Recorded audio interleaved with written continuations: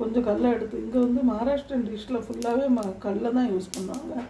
இந்த வேர்க்கடலைனால டேஸ்ட்டு ரொம்ப சூப்பராக வரும். இந்த டேஸ்ட்டு வந்து நீங்கள் சாப்பிட்டு பார்த்தீங்கன்னா உங்களுக்கு தெரியும். வேர்க்கடலை வந்து வெறும் சாப்பிட்றதுக்கு மாத்திரம் இல்லை, அது எந்தெந்த கறியில் போட்டால் அது எந்த டேஸ்ட்டு கொடுக்கும் அப்படின்னு சொல்லி நான் உங்களுக்கு ரெசிபிஸ் போட போகிறேன். ஏன்னா வேர்க்கடலை வச்சு நம்ம எத்தனை வகையான கறி பண்ணலாம்னு நான் உங்களுக்கு இப்போ வீடியோக்கு போடுவேன். நீங்கள் கண்டிப்பாக என்னோடய வீடியோ வந்து கண்டினியூ பாருங்கள். யூனிக் ரெசிபியை வந்து நீங்கள் சப்ஸ்கிரைப் பண்ணுங்கள். நீங்கள் இந்த கத்திரிக்காய் வந்து அழகாக இப்படி வந்து இப்படி கத்திரிக்காய் வாங்குங்க. நீங்கள் அது எந்த கத்திரிக்காய் வேணால் பரவாயில்ல, ஆனால் நீங்கள் இப்படி வந்து சின்னதாக கொஞ்சம் வாங்கணும்.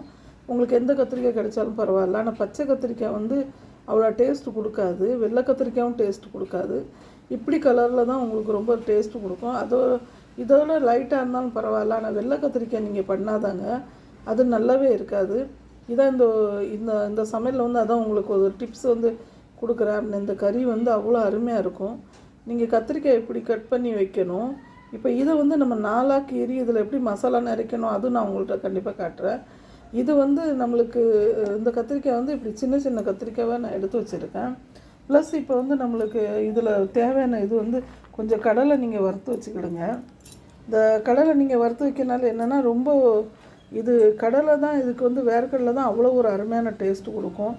இந்த மகாராஷ்டிரன் டிஷ்ஷில் வந்து முக்கால்வாசி வந்து உங்களுக்கு சப்பாத்திக்கு சைட் டிஷ்ஷில் வந்து நிறைய வகை வெந்தயக்கீரையிலேருந்து நிறைய வகையான இதில் வந்து வேர்க்கடலை தான் சேர்ப்பாங்க.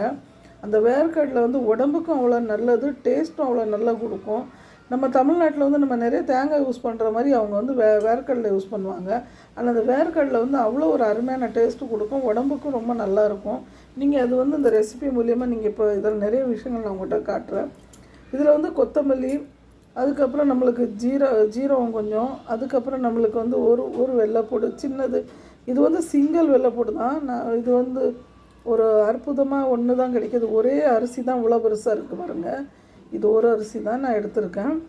அப்புறம் இது வந்து உப்பு, மஞ்சள் பொடி, அதுக்கப்புறம் நம்மளுக்கு வத்தப்பொடி. இதெல்லாம் நம்ம வந்து மிக்ஸாக ஒரு தண்ணி ஊற்றாமல் வெறும் பொடி மாதிரி பண்ணிக்கிடணும்.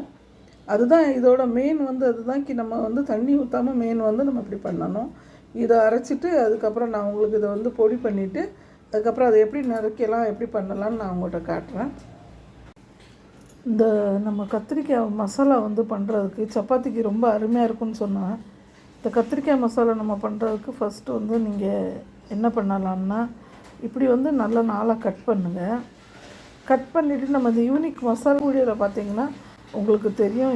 இந்த சட்னி வந்து நீங்கள் சப்பாத்திக்கு கூட வச்சு சாப்பிட்லாம். இதில் கொஞ்சம் நம்ம கடலெண்ணெய் ஊற்றி சாப்பிடுவாங்க சப்பாத்தி கூட. நான் அது தனியாக ஒரு ரெசிபி போடுறேன். ஏன் அப்படின்னா சில விஷயம் எவ்வளோ டேஸ்ட்டாக இருக்கும்னு அதை நீங்கள் பண்ணி பாருங்கள், உங்களுக்கு கண்டிப்பாக தெரியும். என்னோடய வீடியோஸ் வந்து நீங்கள் லைக், ஷேர், சப்ஸ்கிரைப் பண்ணுங்கள். கத்திரிக்காய் மசாலா சப்பாத்திக்கு ரொம்ப அருமையாக இருக்கும். இது நம்ம ஊரில் வந்து இந்த இதெல்லாம் பண்ண மாட்டாங்க. இது வந்து மகாராஷ்டிரா ஸ்டைலில் நான் பண்ணுறேன். இது அவ்வளோ ஒரு டேஸ்ட்டாக இருக்கும். நீங்கள் கண்டிப்பாக இப்போ நம்ம கத்திரிக்காய் மசாலா பண்ணதுக்கு நம்ம காட்டின மசாலா வந்து இப்போ அந்த வேர்க்கடலைலேருந்து நம்ம சீரகம்லேருந்து எல்லாமே போட்டு அரைச்சி இதை வந்து இப்படி பண்ணணும். இதில் தண்ணி ஊற்றக்கூடாது. இது கொஞ்சம் பரபரன்னு இருக்கணும்.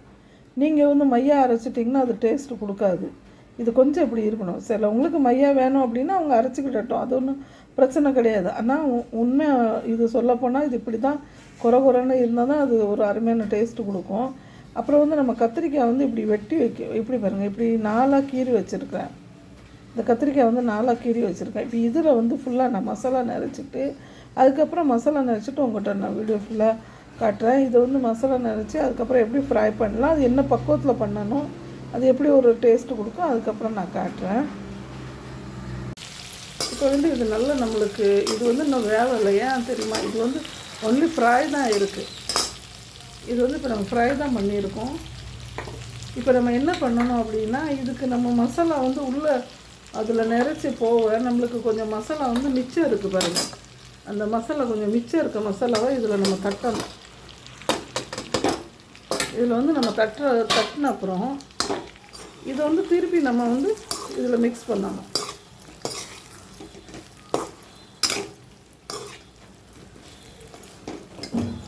இப்போ இதை மிக்ஸ் பண்ணி என்ன பண்ணணும், நம்ம ஃபஸ்ட்டு நம்ம சூடான தண்ணி இருக்குது பார்த்தீங்களா, அந்த தண்ணி வந்து அந்த பிளேட்டில் வச்சோம்ல அந்த தண்ணி இதில் ஊற்றிடணும்.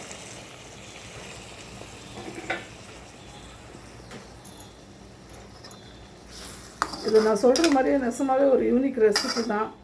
இதோட டேஸ்ட் வந்து நீங்கள் சாப்பிட்டு பார்த்தா தான் உங்களுக்கு தெரியும். நான் சொல்கிற அளவுக்கு நீங்கள் செஞ்சு சாப்பிட்டு பாருங்கள்.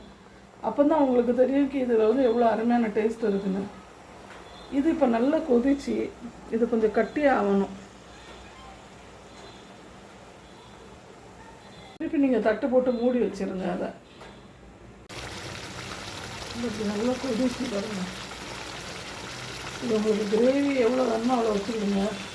இதை உங்களுக்கு ட்ரை வேணுன்னா ட்ரையாக வச்சுருவீங்க.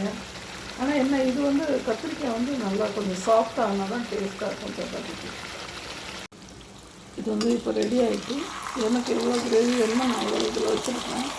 இதில் ஆயில் கொஞ்சம் கூட தான் இருக்கும். உங்களுக்கு ஆயில் வேணால் நீங்கள் கம்மியாக பண்ணலாம். ஆனால் இது வந்து கத்திரிக்காய் வந்து எண்ணெயில் தான் நல்லா சூப்பர். எவ்வளோ நீங்கள் கூட ஆயில் போட்டால் தான் இது நல்லாயிருக்கும். இது வந்து நீங்கள் ரைஸ்க்கும் சாப்பிட்லாம், நீங்கள் சப்பாத்திக்கும் சாப்பிட்லாம். ரொம்ப அருமையாக இருக்கும். சப்பாத்தி ரைஸ்க்கு ரொம்ப சூப்பராக இருக்கும். இது மசாலா சூப்பராக ரெடி ஆகிட்டு இதை நீங்கள் அப்படியே சாப்பிட்லாம். சப்பாத்தியில் இல்லை நீங்கள் எது கூட சாப்பிட்லாம். அவ்வளோ அருமையாக இருக்கும். டேஸ்ட்டு நல்லா சூப்பராக இருக்கும்.